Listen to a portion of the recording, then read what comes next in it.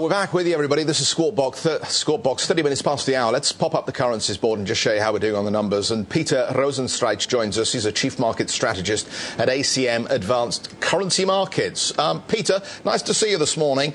Look, is G7 going to put a floor under the dollar this weekend?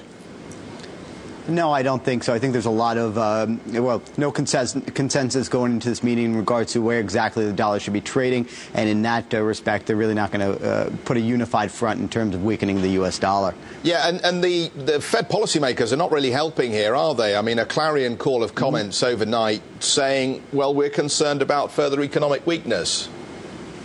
Correct. I mean, they're not, looking to weaken the dollar at this point. Strengthen the dollar at this point. And I think that's the biggest impetus to the fact that the G7 communique this evening will not have a stronger dollar policy statement in it. Yeah, so just looking at where the dollar is going to be weak, I'm very interested on your views on what we've seen in the yen over recent sessions here, because there does seem to have been some unwinding of the carry, and I don't know what you put that down to. Bank earnings weakness? What do you think?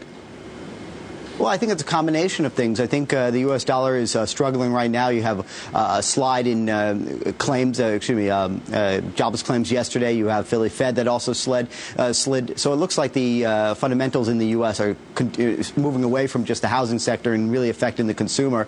I think there's overall a rise in sort of a risk appetite, a decline in risk appetite, and I think that's playing off into the dollar yen coming off. Hey, one of the stories that caught my eye this morning, Warren Buffett has been buying the Brazilian real. Is he going to make some money? Yeah. What do you think? I think so. I think the real will do very well in the long terms. I think the central bank has been intervening a little more than they should in terms of helping the corporates, sustain sort of the appreciation of the real. But I think over the long term, the real will do very well. OK, so Peter, what else do you think is going to be moving here? Where else is there an opportunity to make some money?